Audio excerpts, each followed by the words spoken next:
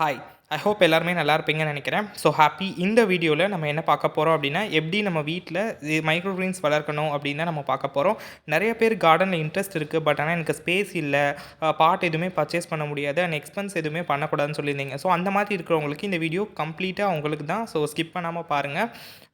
இது வந்து நம்ம வேலை பார்க்குற இடத்துல கூட நம்ம வச்சுக்கலாம். ஸோ எங்கே வேணா வச்சுக்கலாம். இதனால நல்ல பெனிஃபிட் தான் இருக்கு. அண்ட் இதுக்கு சீட்ஸுமே வெளிய பர்ச்சேஸ் தேவையில்ல. ஸோ முடிஞ்ச வரைக்கும் ஸ்கிப் பண்ணாம பாருங்க. இல்ல அப்படின்னா ப்ராப்பர் அண்டர்ஸ்டாண்டிங் இல்லாம போயிரும். வீடியோக்குள்ள போலாம். முதல்ல இது பேர் என்ன அப்படின்னா மைக்ரோ கிரீன்ஸ் அப்படின்னு சொல்லுவாங்க. இதோட பெனிஃபிட்ஸ் பத்தி நம்ம பின்னாடி பார்க்கலாம். இத ஃபர்ஸ்ட்டு நம்ம எப்படி பிளான் பண்றது அப்படிங்கிறத பார்க்கலாம். இதுக்கு வந்து நான் கோதுமை தான் எடுத்திருக்கேன். அதாவது ரேஷன்ல இருக்கிற கோதுமை, இல்ல உங்க வீட்ல என்ன கோதுமை இருக்கோ அத எடுத்துக்கோங்க. தண்ணீல நல்லா வந்து ஒரு 8 ஹார்ஸ் நல்லா நைட் ஊற போட்டுட்டு காலைல கூட நீங்க பிளான் பண்ணுங்க. இல்ல உடனே பிளான் பண்ணணும் அப்படின்னா ஒரு 1 ஹவர் கூட சோக் பண்ணுங்க. ஏன் இந்த மாதிரி ஊற வைக்கிறோம் அப்படின்னா, ஊற வைக்கிறதுனால ஜெர்மினேஷன் ரேட், அதாவது அந்த விதையில முளைப்பு தன்மை வந்து அதிகமாயிரும். இந்த மாதிரி அ நம்ம ஊற வச்சு குடுக்குறதுனால செடியோட குரோத் வந்து ரொம்ப ஃபாஸ்ட்டா இருக்கும். ஸோ அதுக்கு தான் இதுக்கு பின்னாடி இருக்கிற ரீசன். அதுக்கப்புறமா உங்க வீட்ல இருக்கிற வேஸ்ட் கண்டெய்னர் எடுத்துக்கோங்க. இல்ல அப்படின்னா ஏதாவது பிளாஸ்டிக் கப் இருந்துச்சு அப்படின்னா, கப்புக்கு கீழ ஒரு ஓட்ட மாதிரி போட்டுட்டு அதுக்கப்புறம் மண் நிரப்பிக்கோங்க. சில பேர் டிஷ்யூல கூட வளர்ப்பாங்க. ஸோ நான் மண்ல எப்படி வளர்க்குறது அத பத்தி தான் நான் இப்ப சொல்லப் போறேன். மண் வந்து நல்லா லூஸா இருக்கிற மாதிரி எடுத்துக்கோங்க. மண் டைப் வந்து என்ன அப்படின்னா, என்னென்ன மண் வேணா எடுத்துக்கோங்க. ஸோ களிமண் வேணாம். ஏன்னா அது இறுக்கலா இருக்கும். ஸோ லூஸான மண் எதா இருந்துச்சு அப்படின்னா, அந்த மண் எடுத்துக்கோங்க. கார்டன் சாயில் எதா இருந்தாலும் ஓகே. ஆ அதுக்கப்புறமா என்ன பண்ணணும் அப்படின்னா, ஒரு லேயர் ஆஃப் இத வந்து நம்ம ஆட் பண்ணணும். நம்ம ஊற வச்சிருந்தோம் இல்லையா? அந்த விதையெல்லாம் வந்து நல்லா மேல மண் மேல நல்லா தூவி விடுங்க. கோதுமையெல்லாம் நல்லா ஸ்ப்ரெட் பண்ணிக்கோங்க. அதுக்கப்புறமா அதுக்கு மேலே ஒரு லேயர் ஆஃப் சாயில் வந்து மேலே போட்டுக்கோங்க. மேலே போடுற மண்ணில் வந்து கல் இருக்கிற மாதிரி பார்த்துக்கோங்க. ஸோ முளைச்சி வரதுக்கு கொஞ்சம் டிஸ்டர்ப் பண்ணுற மாதிரி இருக்கும். உங்கள் பாட் சைஸ்க்கு ஏற்ற மாதிரி நீங்கள் போட்டுக்கோங்க. நான் கொஞ்சம் அதிகமாக ஊற வச்சனால வழி இல்லாமல் கொஞ்சம் அடர்த்தியாக நான் வச்சுருந்தேன். ஸோ உங்கள் பாட்டுக்கு ஏற்ற மாதிரி உங்கள் தொட்டியோ இல்லை கண்டெய்னர் அதுக்கேற்ற மாதிரி நீங்கள் பார்த்துக்கோங்க. நான் இத விதைக்கும்போது நல்லா மழை பெஞ்சிட்டு இருந்துச்சு. ஸோ நல்லா மழை தண்ணி தான் நான் இத ஃபஸ்ட் டைம் ஊத்துனேன்.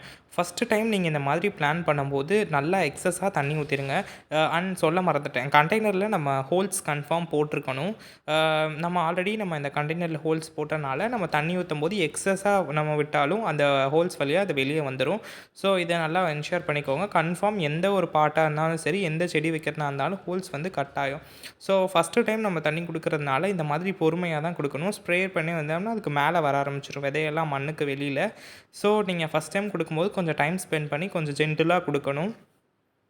இதுக்கு வந்து ரொம்ப கேர் பண்ணி கவனிக்கணும் அப்படின்லாம் கிடையாது. தண்ணி மட்டும் டெய்லி ஒன்ஸ் நீங்கள் கொடுத்தா போதும். 7 டேஸில் நீங்கள் ஹார்வெஸ்ட்டே பண்ணிடலாம்.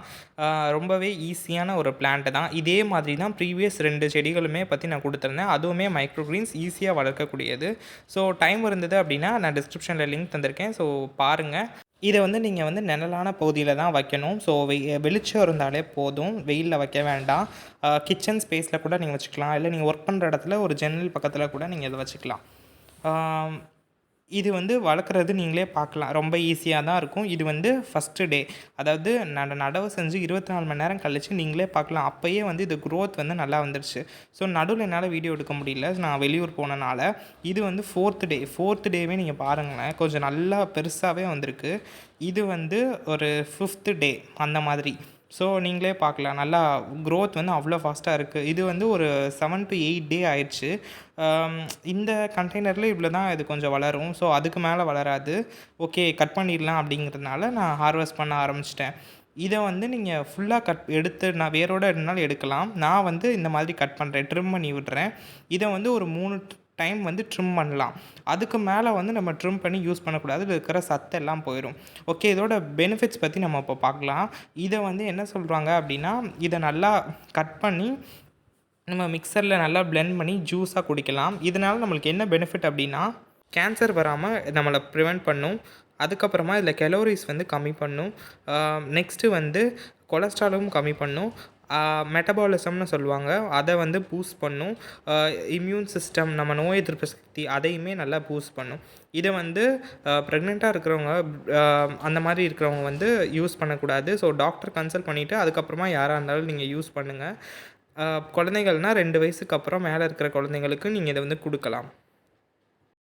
இதை தான் வெயிலில் நல்லா காய போட்டு பவுடர் ஆக்கி நம்ம சூப்பர் மார்க்கெட்ஸ்லலாம் வந்து வீட் கிராஸ் பவுடர் அப்படின்னு சொல்லி விற்கிறாங்க. அதெல்லாம் கொஞ்சம் அவாய்ட் பண்ணிவிட்டு நம்ம வீட்டிலேயே இந்த மாதிரி கோதுமை யூஸ் பண்ணி விதைச்சு நம்ம பிளான்ட்டில் இன்ட்ரெஸ்ட்டும் இந்த மாதிரி ஆயிரும். அட் த சேம் டைம் நம்ம ஹெல்த்தியாக நம்ம ஜூஸும் குடிக்கலாம். ஸோ இந்த கண்டென்ட் வந்து ரொம்ப யூஸ்ஃபுல்லாக இருக்கும் அப்படின்னு நினைக்கிறேன். இதே மாதிரி நம்ம சேனலில் நிறைய கண்டென்ட் இருக்குது. தொடர்ந்து பார்த்து சப்போர்ட் பண்ணுங்கள். ஸோ பாய் பாய். தேங்க்யூ. நன்றி.